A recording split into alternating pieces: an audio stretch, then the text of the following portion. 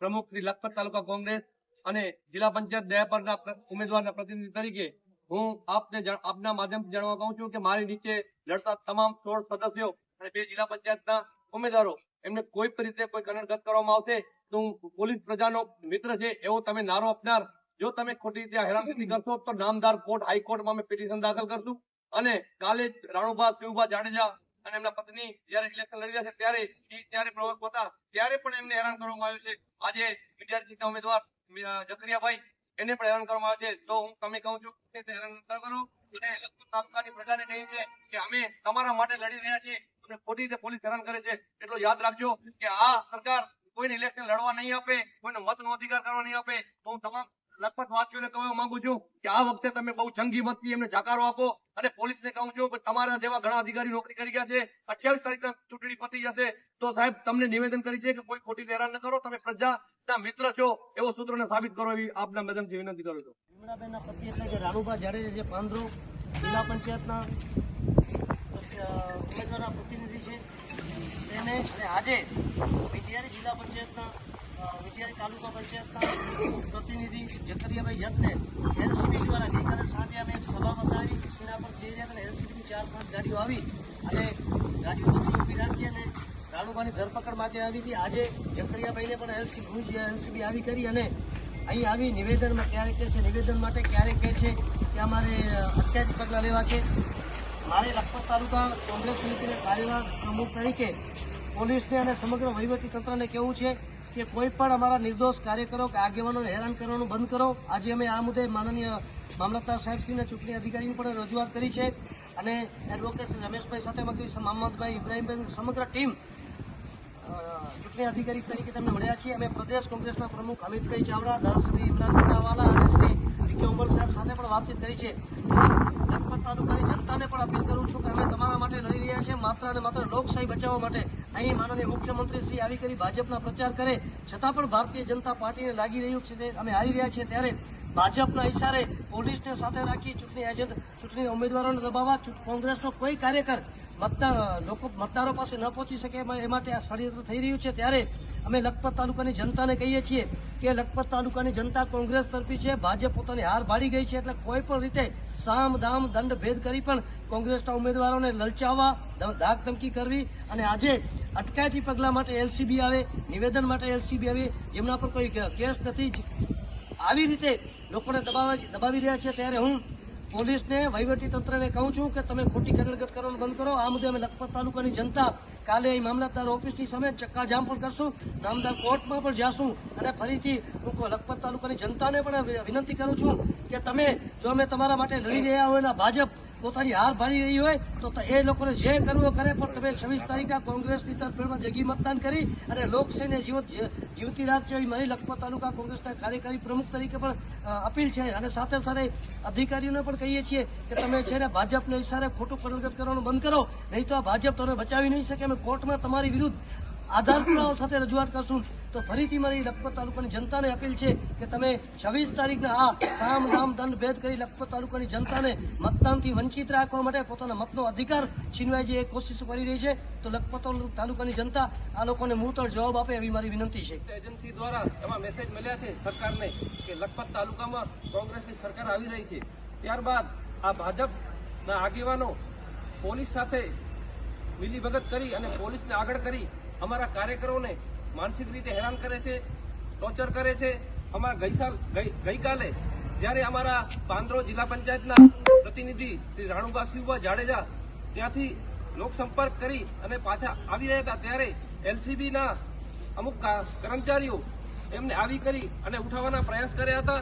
આજે પણ અમારા મિંડિયારી સીટના ઉમેદવાર એમના પ્રતિનિધિ જકરિયા હાજી નૂર મહમદને પણ ખોટી રીતે બોલાવી અને એમ કહે છે કે ભાઈ થોડી વાર એમ કહે છે કે ભાઈ અમને નિવેદન લેવા છે, થોડી વાર એમ કહે છે કે અમને 151 મુજબ નામત તથા રાણુભા શિવભા જાડેજા પર કોઈ એફઆઈઆર થયેલ નથી, એમની કોઈ તપાસ ચાલુ નથી। માત્ર ને માત્ર ભાજપના ઇશારે આ લોકો અમને કોંગ્રેસના કાર્યકરોને માનસિક મનોબળ તોડવા માટે અત્યારે હકીકતમાં અમને ત્યાં ગામના અમારા વિસ્તારમાં પ્રચાર પ્રસાર કરવો જોઈએ, પણ આ લોકો અમને ખોટી રીતે હેરાન કરી અને તંત્રને ગેરમાર્ગ દોરી કરી અને ખોટી રીતે અમને હેરાન કરે છે। તો હું આપના માધ્યમથી કહું છું કે પોલીસ અધિકારીઓને કહું છું કે તમે ભાજપના ઇશારે જે કામ કરો છો એ બંધ કરો।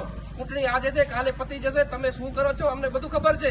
જો અમે સામે આવી જશું તો તમને તકલીફ પડશે. એટલે મહેરબાની કરી તમે કાયદાનું ઉલ્લંઘન ન કરો, કાયદાની રક્ષક બનો, કાયદાના ભક્ષક ન બનો, લોકશાહીની હત્યા ન કરો.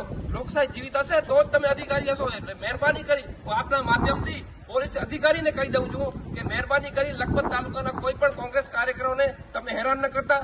તમને કોઈ પણ નિવેદન લેવા આવે 151 અટકાયતી પગલાં લેવાય તો અમને જાણ કરજો. અમે મામદારમાં એમને રજૂ કરશું. ભારત માતા કી જય. જય. એના પર કલેક્ટર સાહેબને મેલ કરી અને પગલું ભરવા વિનંતી અને ખોટી રીતે આ ઉમેદવારોને હેરાન ન કરવા એવી આપ સાહેબ અમે નિવેદન કરીએ છીએ. અને નહીં તો અમે નામદાર કોર્ટમાં જે અધિકારી ખોટી રીતે અમારે હેરાન કરે છે તેના વિરુદ્ધ પિટિશન દાખલ કરશું સાહેબ. અને લોકશાહીનું હનન થઈ રહ્યું છે સાહેબ, આપની જવાબદારી હશે એ અમે વિનંતી કરી છે. સાહેબ આપશે અત્યારે ચૂંટણી આયોગને જાણ અમે ત્રણે ચૂંટણી અધિકારી મળે છે. જીતુ સાહેબ પાસે 8 સીટો છે, 8 તમારા પાસે અને 2 જિલ્લા પંચાયત જિલ્લા રજિસ્ટર અધિકારી પાસે છે.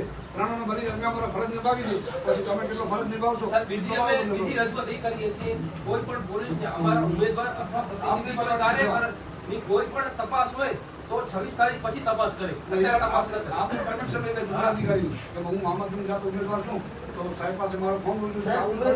સાહેબ ઉમેદવારોના ચૂંટણી એજન્ટ તરીકે જે કામ ચૂંટણી એજન્ટ એના પોલીસ એને ઉપાડી લે તો પ્રચાર કોણ કરશે? એક મિનિટ સાહેબ, ચૂંટણી એજન્ટ ઉમેદવાર જ છે. 28 તારીખ સુધી પૂરી કામગીરી કરશે. આ જીતમાં સહયોગ ચૂંટણી આ તે એજન્ટો મૂકવા બધી ચૂંટણી સાહેબ ઉમેદવાર છે. લોકો જેલમાંથી લડે છે સાહેબ. બાબા સાહેબ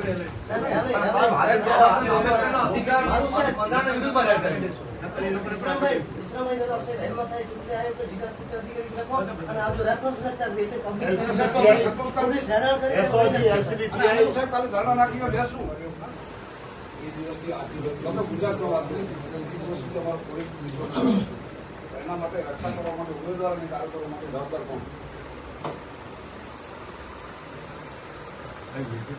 ના સાહેબ, લેખિત પણ છે, લિખિતમાં જવાબદારી તમારી હોય ઉમેદવારો અને કાર્યકરોની રક્ષા કરવાની તો આપ સાહેબ લિખિતમાં પણ કહી શકો અને લખિતમાં પણ આપશો. આપ અમારા ચૂંટણીના લડા છો, ચૂંટણી અધિકારી છો. એ ભાઈ ચૂંટણી અધિકારી છો અત્યારે 8 સીટો મને નીચે વિડીયો સાહેબને મળી છે તો ખરેખર જવાબદારી કોની છે? ઉમેદવારો અને કાર્યકરોની જો આવી રીતે પોલીસ ટોર્ચર કરી અને આજે સાહેબ અમને આવવાનો શોખ નથી. આજે કઈ તારીખ છે? 21 તારીખ. ગામડામાં જરૂર છે કે અહીંયા જરૂર છે? આજે એટલી વિનંતી છે આપ સરકારનું ધ્યાન દોરો કે પોલીસ અમારા કાર્યકરોને ઉમેદવારને ખોટી રીતે હેરાન ન કરે. અને સાહેબ આખા તાલુકાના આગેવાનો બધા છે. રમેશભાઈ એક મિનિટ સાંભળો. રમેશભાઈ જો કાલ સુધી આપણે 10 વાગ્યા સુધી સાહેબ સંતોષકારક જવાબ નહીં આપે કે આજ પછી તમે કાર્યકર હેરાન નહીં કરી તો જ અમે પ્રચારમાં જશું. એ તો અમે ફોરમ પણ વિડ્રો કરશું અને લોકશાહીનું હનન થાય છે એ પણ હા.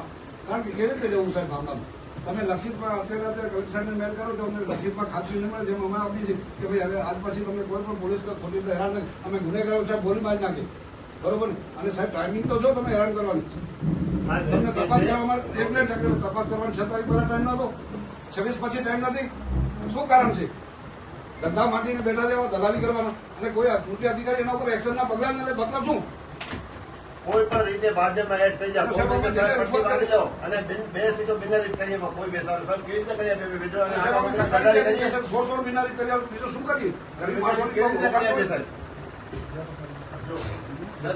અમને ત્યાં બોલાવી કરી આઈટી સાહેબ પોતે કહે છે પોલીસ એમ કહેતી હોય કે તમે બિનારી કરાવો, બિનારી કરી આપો, બેસી ખેંચો, ભાજપના કેસ કરો. આ કેટલી હદે વ્યાજબી વસ્તુ છે? આ શું લોકશાહી એનાથી છે? ઉપર હાથ કેવા સાહેબ? આપણે કોઈ એટલા કાયદો તો સાહેબ નથી કરતા. આ જે રિયાલિટી છે કહીએ છીએ બરાબર છે. આવી અસમથી આપણે ઉપરવાળા જોઈ લઈએ છીએ કે અંદર ચેમ્બરમાં બેસાડીને કીધું છે 2 સીટો બિનારી કરી આપો સાહેબ. હવે કેવી રીતે કરી આપે સાહેબ? ગદારી થાય મારા જોડે પક્ષ સાથે. ભાજપમાં અત્યારે જાઓ તો વોશિંગ મશીન મળી જાઓ. સાહેબ આના કરતા તો એટલો તો સારું સાહેબ શ્રી આપ શ્રી ચૂંટણી અધિકારી છો. અમે આપ સમક્ષ મૌખિક રજૂઆત કરીએ છીએ અને લેખિત રજૂઆત કરીએ છીએ. પોલીસને આપ અત્યારે જિલ્લા કલેક્ટરના આપના દ્વારા મેલ કરો અથવા કોઈ મેસેજ કરો. અમને સ્થાનિક પોલીસ એલસીબી એજન્સી એસપી દ્વારા ખોટી રીતે અમારા ઉમેદવારો અને કાર્યકરોને ખોટી રીતે અમને હેરાન કરે છે.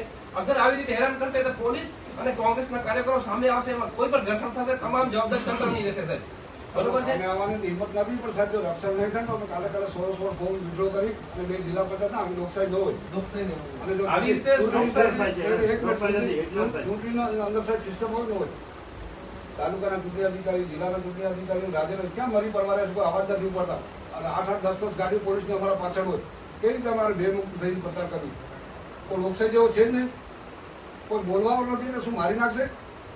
તો પહેલા દિવસે કહ્યું કે ભાઈ તમારા ફોર્મ ભર્યા પછી પરિસ્થિતિ ભાજપ આ કરશે એટલે કોઈ ફોર્મના અધિકારી સ્વીકારે તો સ્વીકારે તો આપસાની જવાબદારી થાય છે અમારે રક્ષા કરવાની છે કે નથી સાહેબ રક્ષા કરવાની એક ચૂંટણી અધિકારી છે કે નહીં ચૂંટણી અધિકારીનું સાહેબ ફરજો શું હોય કે ખોટી રીતે કોઈ અમને હેરાન કરે વિનંતી છે કે અમારા કોઈ પણ નિર્દોષ કાર્યકરને આગેવાનને પોલીસ કલંગત ન કરે સાહેબ. અમે ગઈકાલે સાહેબ અમારો શિબિર બની ગયો હતો પ્રચાર પ્રસારમાં હતા અને નકર સાહેબ કોઈ પણ ગુનો બને તો પ્રથમ ઉમેદવારનો સંપર્ક કરીને સાહેબ અમારા નાનુભા જાડેજા જે આંદોલન પ્રતિનિધિ છે એનો શિણા પરથી સાહેબ અમે સભાપતિ નાની છે જતા હતા રાતના 8 વાગે પોલીસની 5 ગાડીઓ અને અમે પૂછીએ શાના માટે આવે છે કે બીજું કામ છે બીજું કામ છે બીજું કામ છે બીજું કામ અમારી આમ તો પૂછા કરે મામદ જો ક્યાં છે સાહેબ બીજું કામ કેવું જકરિયાભાઈ જે 3 વખત સાહેબ એસપી સાહેબ પાસે એલસીબી પાસે નિવેદનો લખાવ્યા અત્યારે એલસીબી દયા 10 વાગ્યા સુધી સાહેબ સંતોષકાર જવાબ નહીં આપે કે આજ પછી તમને કાર્યકર હેરાન નહીં કરે તો જો અમે પ્રચારમાં જશું નહીં તો અમે ફોરમ પણ વિડ્રો કરશું અને લોકશાહીનો આનંદ થાય એ મામલતદાર પણ ગુજરાત હાઈકોર્ટમાં પિટિશન દાખલ કરો. હા કારણ કે કેવી રીતે જવું સાહેબ મામલા તમે લખિતમાં અત્યારે કલેક્ટરને મેલ કરો છો અમને લખિતમાં ખાતરી નહીં મળે જેમ અમે આપી છે કે ભાઈ હવે આજ પછી તમે કોઈ પણ પોલીસ ખોટી રીતે હેરાન નહીં અમે ગુનેગારો સાહેબ ગોળી મારી નાખીએ બરોબર અને સાહેબ ટાઈમિંગ તો જો તમે હેરાન કરવાની સાહેબ તમને તપાસ કરવા માટે એક મિનિટ લાગે તપાસ કરવાની 6 તારીખ પહેલા ટાઈમ નહોતો 26 પછી ટાઈમ નથી શું કારણ છે ધંધા માંડીને બેઠા જવા દલાલી કરવાના અને કોઈ ચૂંટણી અધિકારી એના પર એક્શનના પગલા નથી બદલો શું કોઈ પણ રીતે ભાજપમાં એડ થઈ જાય કોઈ રીતે કાર્યકર્તા બાંધી લો અને બે સીટો બિનહરીફ કરી આપો કોઈ બેસાડો સાહેબ કેવી રીતે કરી આપે સાહેબ અમે ચૂંટણી કરીએ છીએ, 16 બિનારી કરી આપો, બીજું શું કરીએ કેવી રીતે કરી આપે સાહેબ અમને ત્યાં બોલાવી કરી આઈજી સાહેબ પોતે કહે છે. પોલીસ એમ કહેતી હોય કે તમે બિનારી કરાવો બિનારી કરી આપો, ભાજપના કેસ કરો આ